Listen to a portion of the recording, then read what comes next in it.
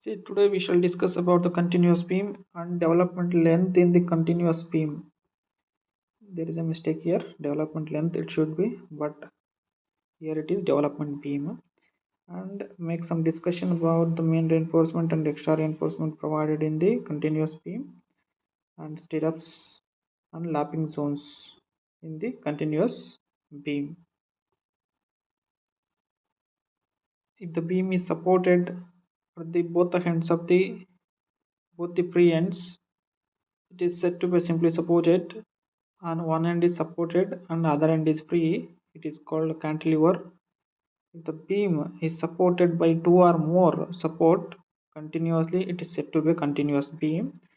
So you can see the background image of continuous beam as shown in the. Now let us know the development length of the beam, or we can call it as LD.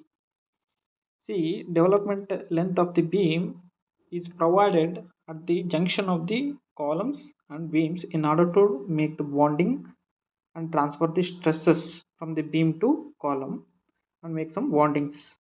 So development length includes from here to here. What I am marking here now. It starts at the outer fiber of the column to the outer fiber of the beam. So this is the outer fiber, means outer fiber of the beam, outer fiber of the column in the L section. See, this can be calculated by the formula from the IS code 456 2000.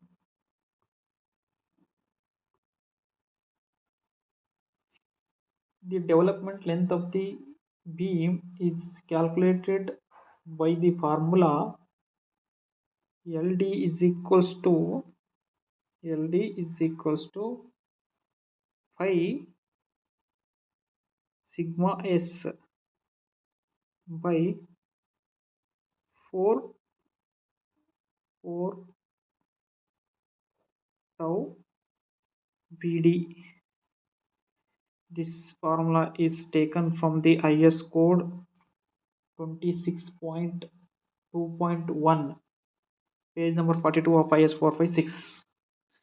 So here the diameter of the bar sigma S is a stress in the bar at the section considered at a design load, and tau BD, which is design bond stress, this is taken on the basis of grade of concrete we are going to consider, whether it is a M20, M25, M30. Correspondingly, we are going to take the design bond stress from the table number 26.2.1.1 from IS 456, page number 43, and we get around, or we use the thumb rule or some thumb rule formula in order to calculate the development length of the beam in the practical approach, that is 45 times the dia or 50 times the dia. So it may lie around 45 to 50 times the dia at the site. See, now let us discuss about the main reinforcement and top extra bars in the beams. See, the main reinforcement is provided at the bottom of the beam, means bottom fiber and top fiber too. In the singly reinforced beam, we call top reinforcement as anchor bars, but whereas in the case of W reinforced beam, we call both top and bottom reinforcement as main reinforcement only. See, due to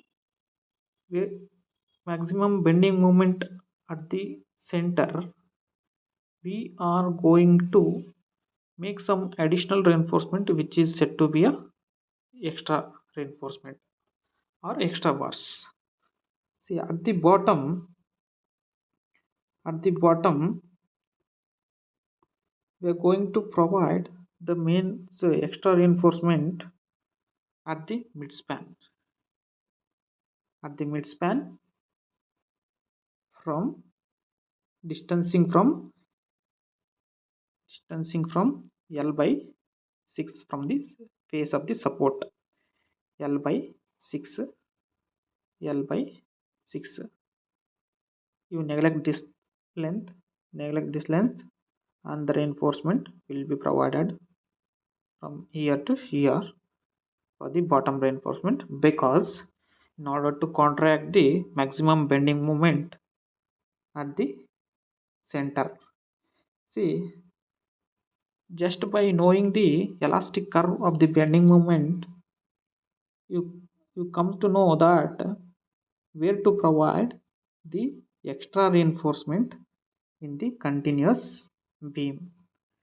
See, now I have drawn, this is the elastic curve. See, here bottom there is a positive bending moment, right? Top there is it is also bending moment, but it is negative, means hogging, it is like somewhat hogging. See, the additional reinforcement need to be provided at the center of the beam and at top fiber at supports. See here. So as we know that the top extra main reinforcement will be provided at the support, extending from C L by 4. Here this is also this L by 3, L by or L by 4. Here also L by 4.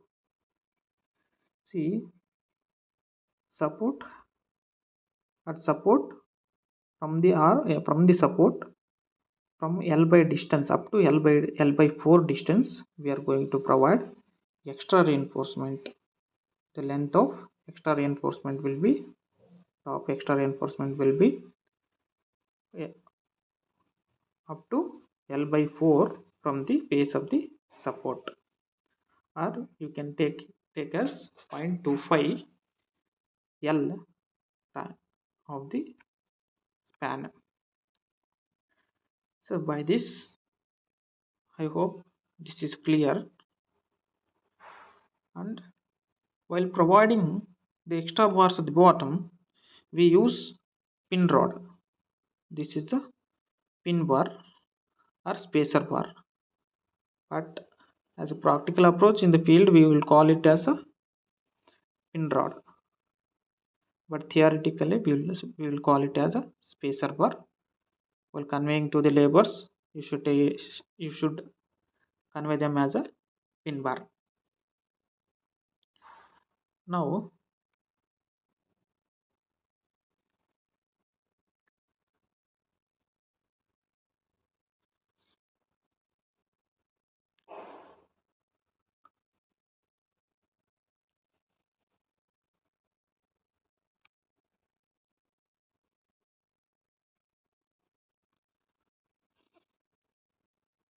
Now let us discuss about the stirrups provided in the continuous beam, right?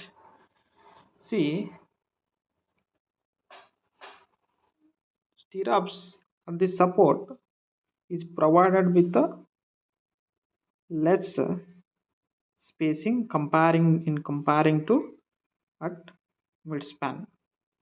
At the midspan, the spacing of the stirrups will be more comparing to both the side at the support, because in order to counteract the shear force will be maximum at the support and less at the midspan. The main reason behind providing the different spacing of stirrups is counteract the shear force at the supports. I hope this is clear. The stirrups provided here is two-legged. 8 mm.